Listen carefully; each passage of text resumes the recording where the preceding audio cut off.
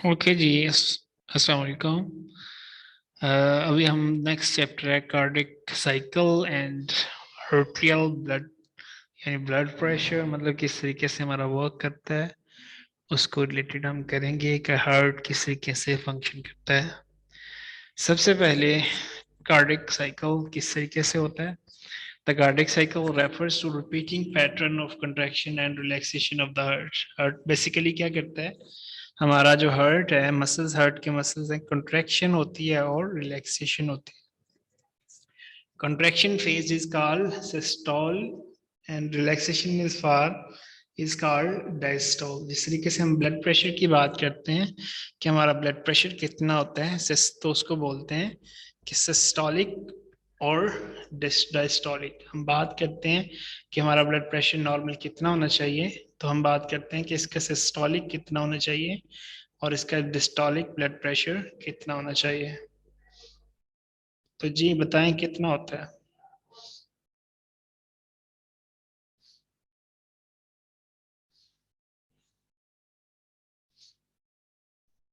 पता है किसी को? नॉर्मल बात है, कॉमन बात है, किसी को पता है?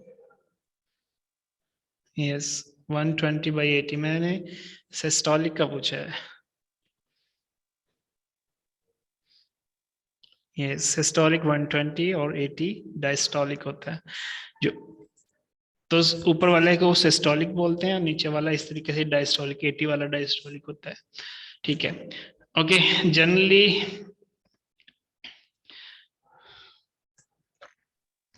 Generally, these terms refer to contraction and relaxation of ventricle. Basically, ये होती क्या है ये टर्म? contraction और relaxation की है। contraction की systolic बोलते हैं, relaxation की diastolic बोलते हैं। Okay. However, atria also contract and relax. ठीक है। atria भी क्या करता है? contract भी करता है और relax भी करता है, यानी systole भी करता है, diastole भी होता है। फिर इसके बाद atrial contraction occurs during ventricular diastole and जब मतलब एट्रियल जो की कॉन्ट्रैक्शन कब होती है आपस में, जब वेंट्रिकुलर वाला चैम्बर जो है वो डायस्टोल मतलब वो रिलैक्स करता है। And atrial relaxation occurs when during ventricular systole. जब जो है वेंट्रिकुलर सिस्टोल करता है तो एट्रियल रिलैक्सेशन होती है, और जब वेंट्रिकुलर डायस्टोल करता है तो फिर क्या होती है, उसकी एट्रियल की कंट्रैक्शन होती है। एट्रियल की कंट्रैक्शन कब होती है? जब वेंट्रिकुलर जो होता है वो डायस्टोल करता है। ठीक है। और जब इनकी रिलैक्सेशन कब होती है? जब वेंट्रिकुलर सिस्टोल करता है। ठीक है। तो हमने यहाँ पर पढ़ा कि जो कंट्रैक्शन फेज है उसको क्या बोलते हैं? सिस्टोल। और जो रिलैक्सेशन फेज है इसको डायस्टोल। तो इट्स मीन दैट कि जब डायस्टोल मतलब वेंट्रिकुलर वो करता है, रेस्ट करता है, डायस्टोल होता है, रिलैक्सेशन करता है, तो एट्रियल कंट्रैक्शन होती है। और जब वेंट्रिकुलर आपस में कॉन्ट्रैक्शन करता है तो फिर एट्रियल रिलैक्सेशन होती है, मतलब एक दूसरे के ऑपोजिट होता है। हार्ट पंप्स इन टू स्टेप्स। किस तरीके से होता है? The right and left atria contract together. जो एट्रिया होते हैं राइट और उनका लेफ्ट आपस में कनेक्ट करते हैं, which empties atrial blood into the ventricles. मतलब जो एट्रियल के अंदर ब्लड होता है वो कहाँ पर भेजते हैं? वेंट्रिकल। जब ये आपस में कॉन्ट्रैक्ट करते हैं, लेफ्ट एट्रिया और राइट एट्रिया कॉन्ट्रैक्ट करने के बाद क्या करते हैं, इनके अंदर जो ब्लड होता है वो कहाँ पे भेज देते हैं? वेंट्रिकुलर के अंदर। Approximately 0.1 second after the atrial contraction, atrial contraction के 1 सेकंड बाद the ventricular contract and deliver blood into the body, into the systematic and pulmonary. हमने पढ़ा दो सर्किट होते हैं ना, एक सिस्टमैटिक और एक पल्मोनरी। पल्मोनरी कहाँ पे है, मतलब जो उसका फंक्शन पढ़ा किस तरीके से होता है, जो पल्मोनरी एरिया में। ठीक है। और सिस्टमैटिक बाकी पूरी बॉडी के टिश्यूज को। ये लंग्स के अंदर पल्मोनरी। अच्छा, 1 सेकंड के बाद मतलब एट्रियल की जो आपस में कॉन्ट्रैक्शन होती है उसने ब्लड कहाँ पे भेजा? वेंट्रिकल के। तो वहां पर उसके 1 second ventricle contract and deliver blood, उसके 1 सेकंड बाद ब्लड क्या करता है, वो वेंट्रिकल क्या करते हैं, कॉन्ट्रैक्ट करते हैं। जब वेंट्रिकल कॉन्ट्रैक्ट करेंगे तो कौन सी चीज रिलैक्स होगी, एट्रिया जो है वो रिलैक्स होगा। अच्छा, तो उसको कॉन्ट्रैक्ट करने के बाद ब्लड को कहाँ भेजते हैं, बॉडी के अंदर डिलीवर करते हैं, सिस्टमैटिक सर्किट के थ्रू और पल्मोनरी सर्किट के through. In a normal healthy person, cardiac cycle duration is about 0.8 second. मतलब 8 सेकंड का ये साइकिल होता है, 0.8 सेकंड के 0.8 का, ठीक है। मतलब एक 72 बीट्स होती हैं एक मिनट के अंदर। 72 बीट्स होती हैं, 75 लिखा हुआ है लेकिन 72 जनरली काउंट की जाती है। तो diastole phase duration is about 0.5 second. तो डायस्टोल का जो फेज है वो कितना होता है, डायस्टोल किसको बोलते हैं, रिलैक्सेशन, कितना है 0.5 सेकंड। और सिस्टोल जो है उसका फेज कितना है, सिस्टोल मतलब कॉन्ट्रैक्शन है, ठीक है, कॉन्ट्रैक्शन का फेज कितना है 0.3%। At rest ventricular contraction pushes out 2 of 3 while 1 of 3 blood remains in ventricle। मतलब जब वो पुश करते हैं वेंट्रिकल ब्लड को, कहाँ पे, दो मतलब पल्मोनरी में और सिस्टमैटिक में, तो क्या होता है कि उसका 2/3 ब्लड जो होता है वो उसको वो शिफ्ट करता है, पुश करता है कॉन्ट्रैक्शन के दौरान। जब वेंट्रिकुलर की कॉन्ट्रैक्शन होती है तो वो पुश करता है ब्लड को बॉडी की तरफ।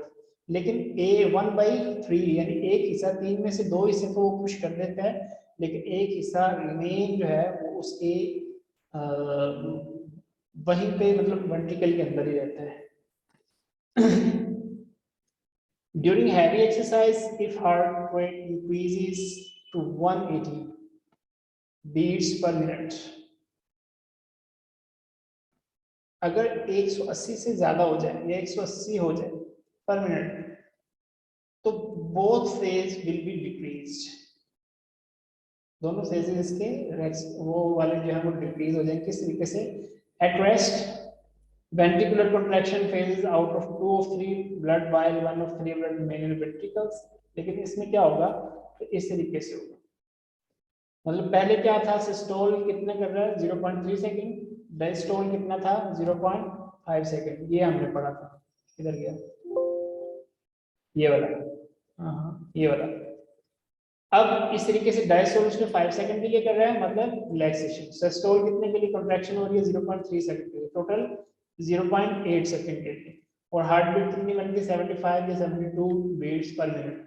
लेकिन अब वो क्या कर रहा है, तेज कर रहा है हार्ट बीट। अब क्या होगा, सिस्टोल 0.2 है और डायस्टोल 0.13 सेकंड के लिए, तो ये दोनों क्या होगी, कम होगी। अब हैवी एक्सरसाइज के दौरान उसकी हार्ट बीट कितनी हो गई, 180 बीट्स तक चली है उसकी एक्सरसाइज, उसकी बीट्स तक।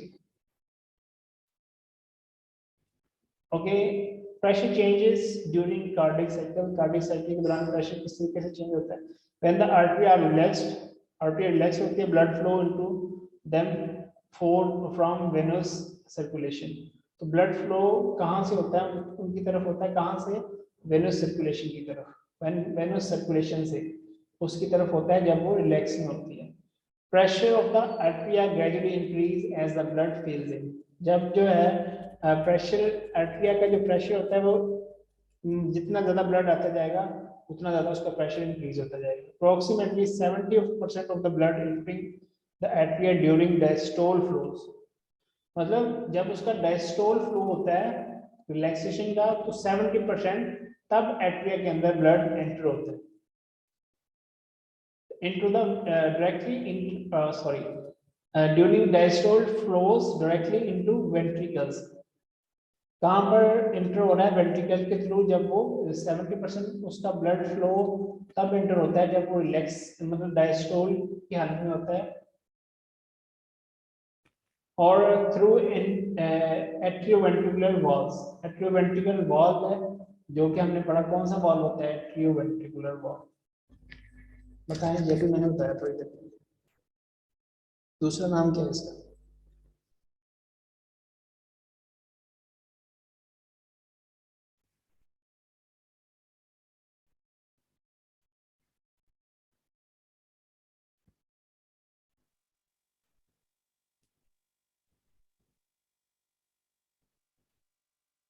बोले जी तो चुप हो जाते।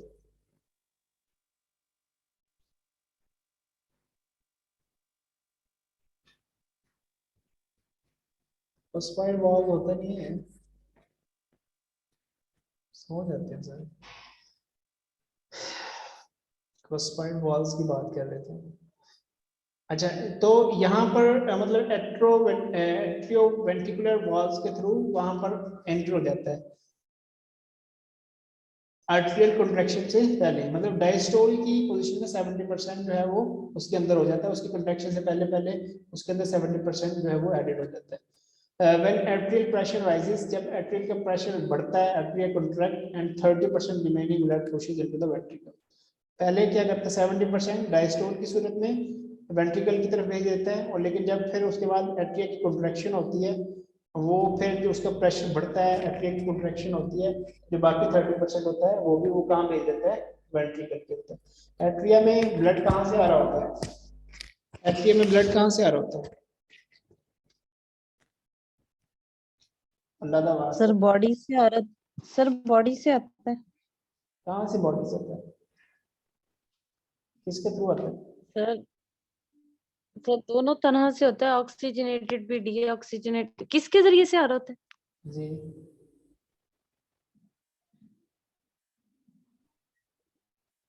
वेन्स के थ्रू आता है, आर्टरीज के थ्रू थोड़ी आएगा। सुपीरियर वेना केवा के जरिए से और इंफीरियर वेना केवा के जरिए से आ रहा है। मतलब वेन्स के थ्रू आना, सिंपल सी बात है। Pressure in the ventricles is low while they are filling. Ventricles के अंदर जो प्रेशर होता है वो काफी लो होता है जब fill, but when the atria contract the ventricular pressure increase slightly. मतलब जब आर्टरिया कॉन्ट्रैक्ट करती है तो वो प्रेशर उसका बढ़ जाता है, क्यों, मतलब कि उसका वो थोड़ा तेजी आ जाती है उसके अंदर फ्लो के अंदर। एज अ वेंट्रिकल कॉन्ट्रैक्ट, जब वेंट्रिकल कॉन्ट्रैक्ट करता है नीचे वाला portion, the pressure rise sharply, तो फिर प्रेशर तेजी से बढ़ता है, which closes the atrioventricular walls, जो क्या करते हैं एट्रियोवेंट्रिकुलर वॉल्स को कंट्रोल कर लेते हैं, मतलब उसको क्लोज कर देते हैं ताकि ब्लैक फ्लो ना हो, और फिर उसमें से प्रेशर बढ़ता है, तेजी से बढ़ता है, और फिर आगे ब्लड जो है वो पास करता है बॉडी की तरफ। as soon as ventricular pressure exceeds the pressure of the pulmonary artery and the aorta, मतलब जितनी जल्दी वो प्रेशर एक्सीड करता है तो फिर आगे किस तरीके से the pulmonary and artery walls open and blood is forced into the both, वही जिस तरीके से पहले बात हुई है, किस तरीके से बॉडी यानी पल्मोनरी और सिस्टमैटिक सर्कुलेशन के थ्रू बॉडी के अंदर ब्लड मूव कर जाता है। Blood pressure is the force exerted by blood against the arterial walls and is determined by how much blood is pumped. मतलब ब्लड प्रेशर है क्या, एक फोर्स है जो कि ब्लड की तरफ से लगाई जाती है, कहाँ पर लगती है ये फोर्स, एट्रियल वॉल्स के ऊपर, तो और डिटरमाइन की जाती है कि how much blood is pumped, मतलब कितना ब्लड जो है वो पंप हुआ है। The resistance to blood flow, मतलब ब्लड के फ्लो के दरमियान में रेजिस्टेंस कितनी। The average pressure during the cardiac cycle is called mean arterial pressure. जो प्रेशर होता है कार्डिक साइकिल के दौरान उसको बोलते हैं arterial pressure. It determine the rate of blood flow through the systematic circuit. तो ये मतलब उसको डिटरमाइन करता है कि सिस्टमैटिक सर्किट के थ्रू कितना ब्लड फ्लो हुआ है। Blood exerts pressure throughout the vascular system। Pressure करता है, मतलब ब्लड है वो प्रेशर उस पर पड़ रहा है, किस तरीके से बन रहा है, मस्कुलर सिस्टम के थ्रू, मतलब पूरे सिस्टम पर पड़ रहा है। The but is greatest within the arteries where it's generally measured and used as an indication of health. मतलब आर्टरीज के ऊपर इसका ज्यादा प्रेशर पड़ रहा होता है मेनली, क्योंकि उसी ने आगे उसको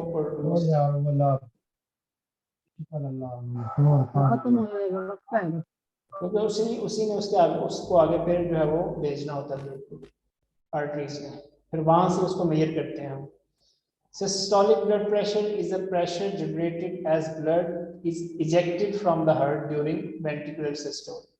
Systolic कौन सा होता है, वो वाला प्रेशर होता है जो कि ब्लड इजेक्ट होता है, मतलब ब्लड जो है वो इजेक्ट हार्ट से इजेक्ट होता है कब, जब वेंट्रिकुलर सिस्टोल करता है, जब रेस्ट मतलब रिलैक्स करता है। वेंट्रिकुलर जो पोर्शन है, नीचे वाला पोर्शन जो हार्ट का है, ये चैम्बर जब ये रिलैक्स करता है तब जो प्रेशर रिलीज होता है जिससे ब्लड इजेक्ट होता है, तो वो वाला उसको बोलते हैं कि ये सिस्टोलिक है। अदरवाइज जो कौन सा होगा, डायस्टोलिक होगा। ड्यूरिंग वेंट्रिकुलर रिलैक्सेशन, मतलब ये इसी की बात कर रहे हैं जो अभी बात की है, मतलब वेंट्रिकुलर जब रिलैक्स करता है आर्टेरियल ब्लड प्रेशर डिक्रीजेस, तो आर्टेरियल का ब्लड प्रेशर क्या होता है, वो भी कम होता है।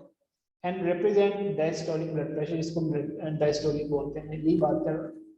सिस्टोलिक में क्या होता है, प्रेशर जो है वो मतलब ब्लड कितना जनरेट कर रहा है ड्यूरिंग वेंट्रिकुलर सिस्टोल, जब वेंट्रिकुलर पे सिस्टोल होता है तो कितना ज्यादा ब्लड जो है वो जनरेट इजेक्ट हो रहा है बॉडी के अंदर।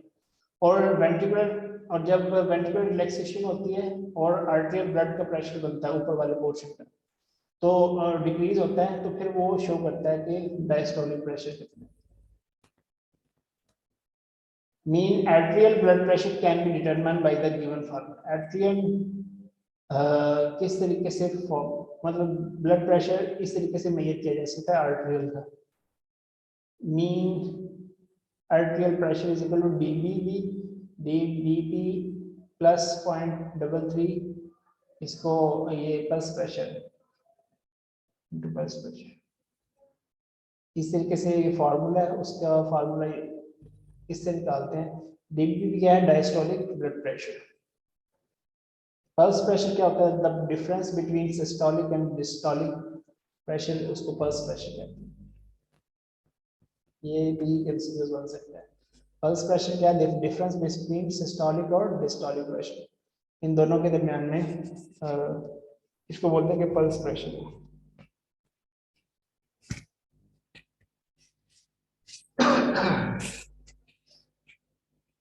ये भी इसका एक फॉर्मूला है।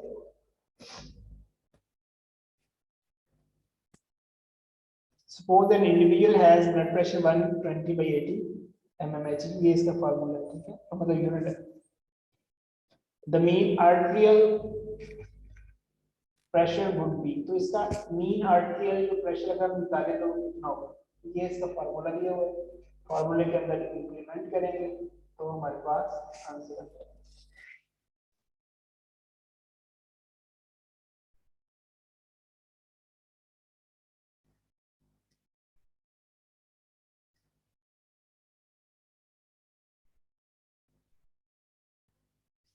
अच्छा, ये एमएमएच क्या होता है, ये मिलीमीटर ऑफ मर्क्यूरी, ठीक है।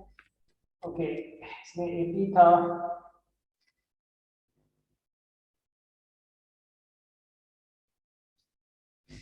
80 उसका डायस्टोलिक ब्लड प्रेशर है, जो हमने फार्मूले में पढ़ा था। पहले क्या लगाएंगे, डायस्टोलिक ब्लड प्रेशर, फिर उसके बाद उसमें प्लस 0.3 करेंगे, उसके बाद मल्टीप्लाई किस करेंगे, plus pulse pressure. Pulse pressure होता है सिस्टोलिक और डिस्टोलिक के दरमियान में डिफरेंस। डिफरेंस कैसे निकालेंगे, उसको 120 था ऊपर वाला और नीचे वाला 180 था, तो उसमें से माइनस कर देंगे, ठीक है। फिर कितना रह गया, 40 को मल्टीप्लाई करेंगे 0.3 से 3 से, तो 13 आ गया, ठीक है। तो हम कहेंगे 80 + 13 = 93, ये उसका मीन आर्टेरियल प्रेशर है, ठीक है। अगर फॉर्मूला आता होगा तो इजीली निकाल लें।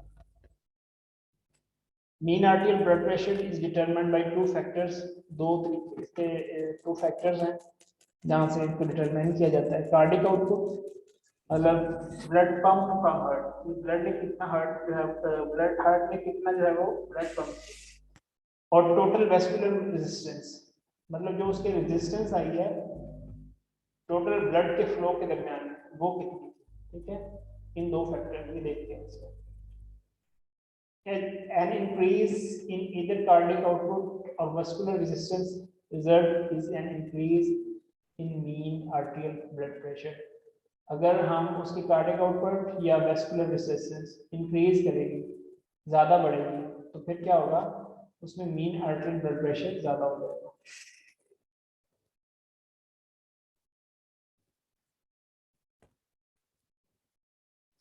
Cardiac output is the product of heart rate. Cardiac output क्या है? प्रोडक्ट है, हार्ट रेट का प्रोडक्ट है, which is the number of heart beats per minute, मतलब उसका पर मिनट हार्ट बीट उसकी कितनी है। And the stroke volume which is the volume of blood pump and the one per minute. Okay जी, mean arterial blood pressure also depend on the variety of following factor. पहले तो mainly इसके दो factors हैं, cardiac output, दूसरा total vascular resistance, लेकिन इसके अलावा भी डिफरेंट ये फैक्टर्स हैं मीन आर्टियल के ऊपर पड़ते हैं, ठीक है। कार्डिक आउटपुट है, ब्लड वॉल्यूम है, रेजिस्टेंस टू फ्लो है, ब्लड विस्कोसिटी, ये चार है। मतलब कार्डिक आउटपुट हम देखेंगे कितना पंप कर रहा है, ब्लड वॉल्यूम कितना ज़्यादा उसका वॉल्यूम है, रेजिस्टेंस फ्लो मतलब फ्लो के अंदर कितनी रेजिस्टेंस आ रही है, ब्लड विस्कोसिटी उसकी विस्कोसिटी वो कितनी ज़्यादा है। विस्कोसिटी क्या होती है?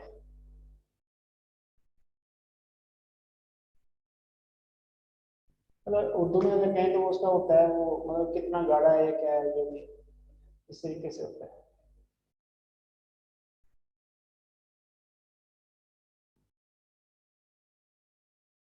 जितनी ज़्यादा विस्कोसिटी ज़्यादा होगी उतना फ्लो कम होगा, जितनी ज़्यादा कम होगा उतना।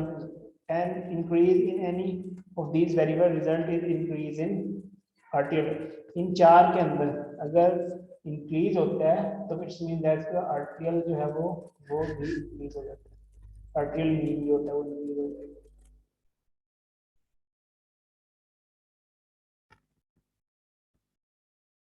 आर्टियल ब्लड प्रेशर बस यहाँ तक जी, समझ आइए स्लाइड से।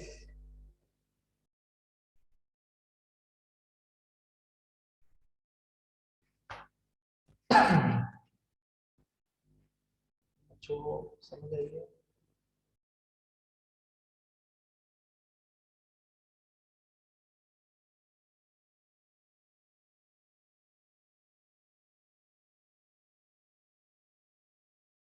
So you will form, okay.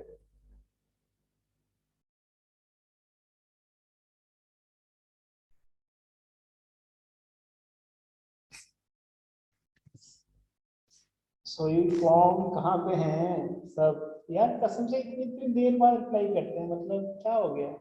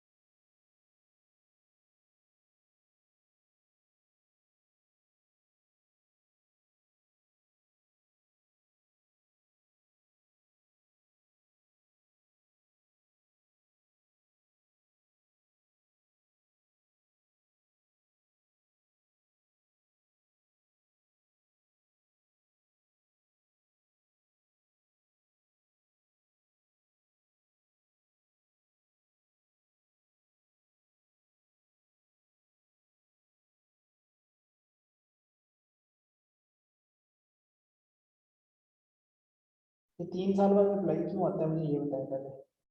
मतलब मैंने 8:04 में पूछा है, 6 मिनट में जाकर अप्लाई है, वो भी एक सदन का, एक तमरीन का और एक सॉफ्टवेयर का, बाकी माशाल्लाह से। और ये मशरूफता का। सोई कौन है सर, सोते रहे आगे पढ़ना या बस करूँ।